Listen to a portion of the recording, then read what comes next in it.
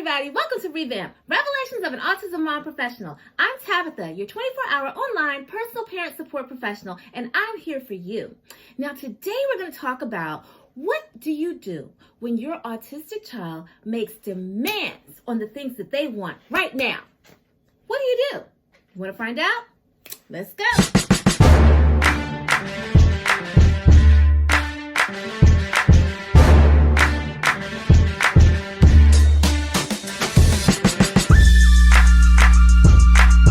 Welcome back to REVAMP, guys. So today we are going to hit a really controversial topic. Well, for some parents it might be, but that's okay because it needs to be said. Now, before we get started, if you want to see more of my videos, please hit the subscribe button and the post notification bell so that you will know when I drop a brand new video on YouTube. So do that now and we'll keep it moving.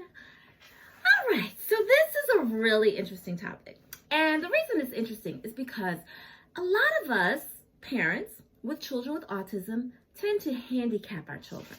And we don't mean to do it, but it just happens naturally because we think, oh, the child has autism. We have to be very accommodating. Well, yeah, to a certain degree, but we don't have to give in to everything and every want that they have. And these are wants, not needs. I mean, let's get it straight. Needs, we're providing food, shelter, water. Those are needs, okay? But when your child goes to the store, like my child did when we went to Target one day, and I said, look, when we go in the store, we're only going to get this one thing and we're leaving. And he says, okay, mommy, cool. You know, he's got it. Well, we get in the store and things seem to be kind of going okay for the first few seconds. Then all of a sudden he's like, I want an iPhone 6 right now. Now, keep in mind, iPhone 6s around that time were about $700 or more. And I only went in there for a bag of $8.99 pistachios. I did not plan on leaving Target with a $708.99 bill, plus tax, mind you. So it didn't go very well. I mean, you know, he had a major tantrum in the store. And we're talking about 11, 12-year-old here. And he's jumping up and down, screaming and yelling and just acting out. And I'm like, okay, this is just not cool. So my first goal was to make sure he was safe. Secondly, to rush him out to the car because this behavior was not going to stop. I know my kid, he was not going to stop until he got what he wanted. And I refused to buy a $700 phone. So I had a really hard time getting him out to the car. And it ended up another parent who was in the store was observing, and she just so happened to have an autistic child as well. Her child wasn't with her, so she recognized that, yeah, this mom's child probably has autism and she's having a difficult time. So she was like really kind, and I hope she's watching right now. But she was really one of the kindest people because she identified exactly what was going on with my child right away. And she was able to help me to get him out to the car. I mean, he was behavioral. He was just, I want. No, you cannot. So first thing, once he got outside to the car, I had to get him in the car, which was hard, but I had to get him into a safe place. And the only safe place was going to be home because with him acting out like that in the parking lot, you know, if a police officer would have come, no one would have really understood what was going on because he didn't look autistic. He didn't look like he had an issue or disability or anything like that. So finally got him in the car, got him home. It was a struggle getting him home because I had to be very careful driving. It was difficult. But if you do know that your child is like that, it's better to not take them to the store when they're in that kind of mode. And it's very difficult to know when your child is going to jump in that mode. But when you recognize it, immediately turn around. Okay? Absolutely 100% turn around and just change your plan. And when you go accommodate, you're accommodating with a change of plans, not by giving in. Because giving in is the absolute 100% worst thing that we can do, because then the expectation is always going to be to get what they want. And you know, I'm guilty of that. I've done it in the past. So that's why I believe that he was so adamant. Like, mommy's not going to leave this store without getting me what I want. I want an iPhone 6 and she's not going to get it because I'm going to have behavior and therefore I will get what I want regardless. And no, he did not. So we got home and he was behavioral. Oh my God. He was just throwing stuff all over the place and just acting out. But when he got level-headed, then that's when I sat him down and I had to talk with him about needs versus wants. And let him know that there are ways for you to get the things that you want without acting out and without all the behavior. You don't have to act like that, okay? Now, that seems like maybe it's unrealistic for an autistic child, but it's not. Because think about it. Nothing in life comes free.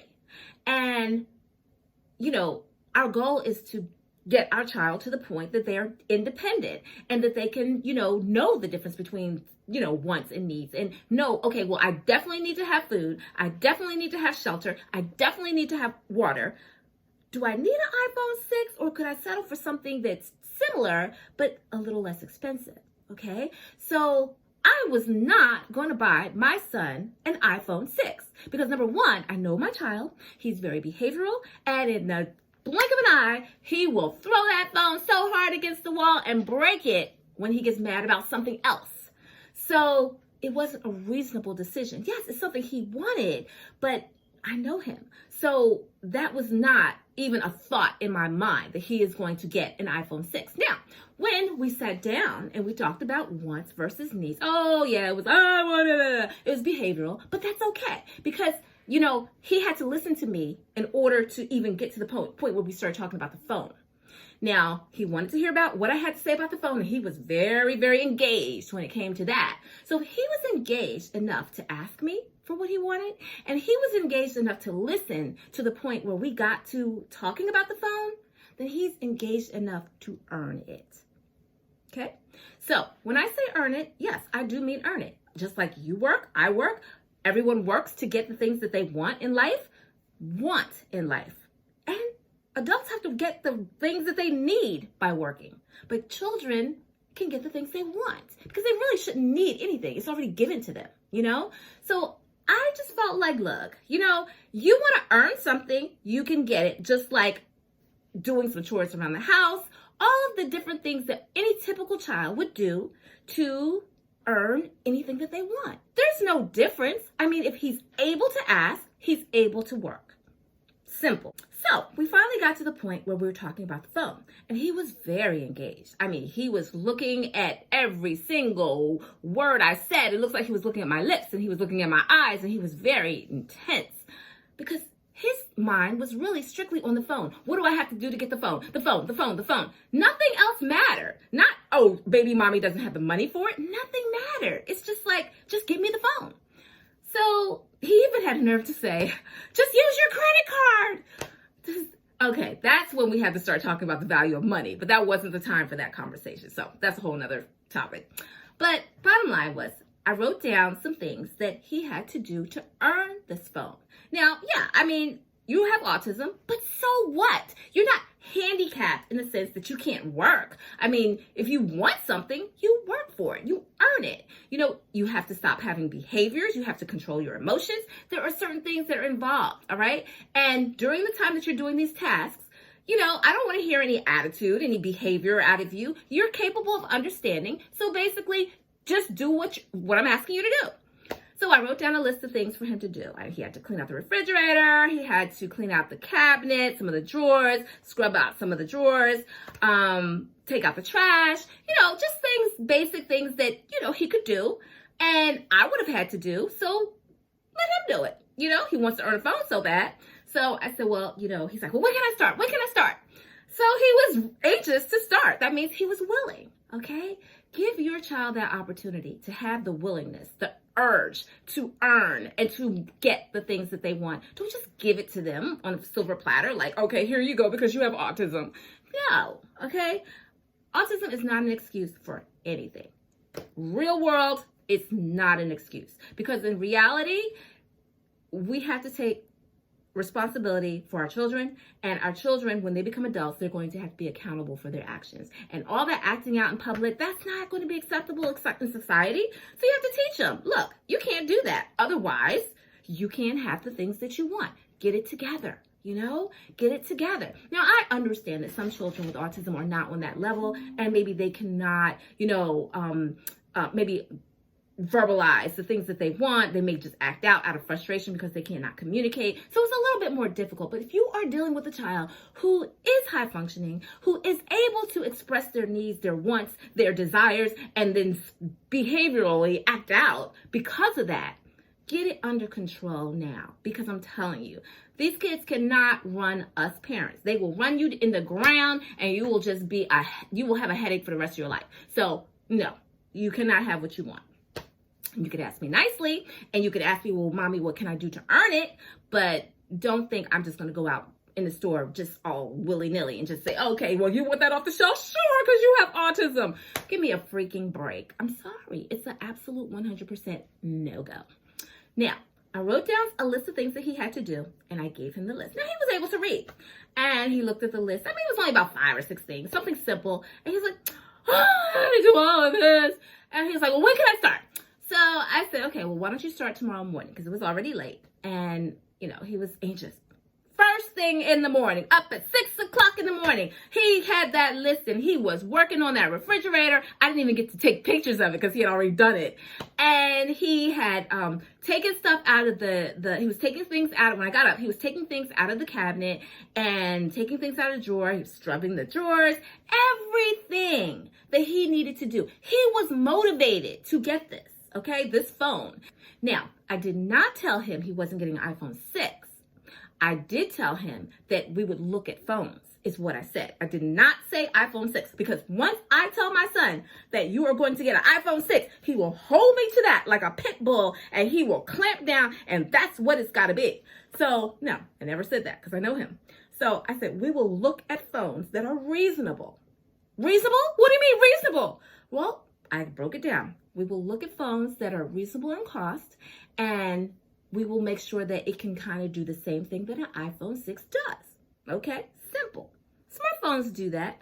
We were going to get a paid plan phone where you can have a little card and you can just like call in and you can make, you know, pay extra on it to get more hours or whatever.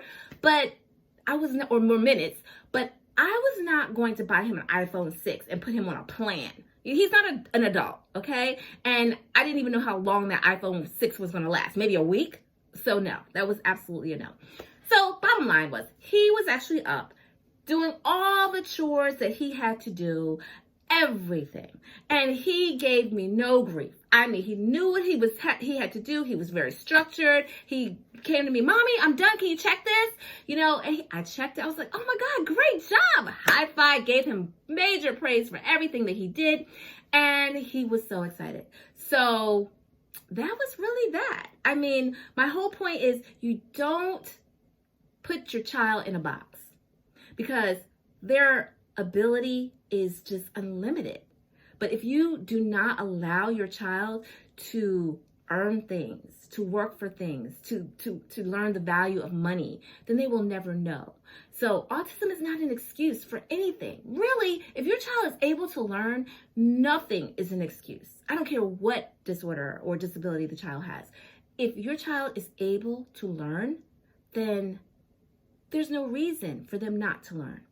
So we had a really good experience with that, and it was great. And I'm really happy that he worked for it. It was something he earned. And when they earn it, they appreciate it a whole lot more than when it's just given to them. Because when it's given to them and they just deliberately break it, then it's like, I want another one.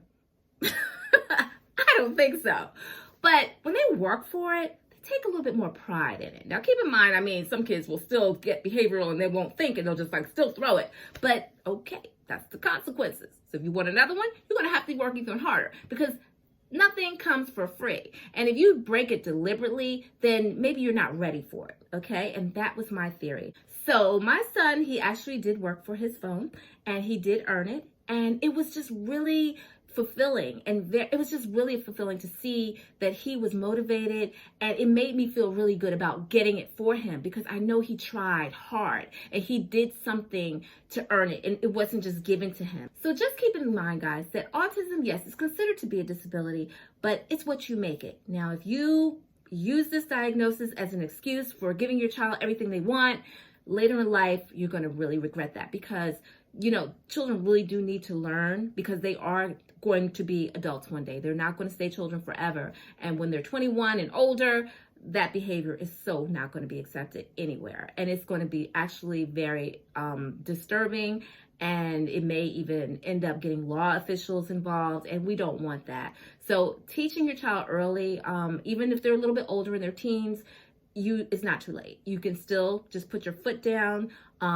It may be hard because when you put your foot down a lot later in life, you actually get a lot of issues, backlash, and just kickback and all that, you know, but you still just got to go through that phase. You got to go through that kickback phase until they get it. They say, okay, well, this is not going to work for mommy anymore or daddy anymore. It's not going to work. So now I have to just kind of abide by the rules.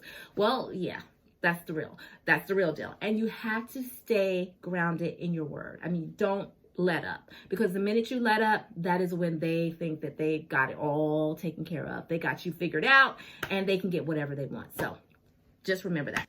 So I'm about to take you on my son's journey for that day that he got up so early in the morning and was anxious to get his day started. He didn't even wake me up. He just started his work because he had his list. He knew what he needed to do, and he got it done. And he just didn't ask any questions about it. His only question was, Mommy, can you check this? And did I do a good job? And that was amazing to me. So yeah, check it out.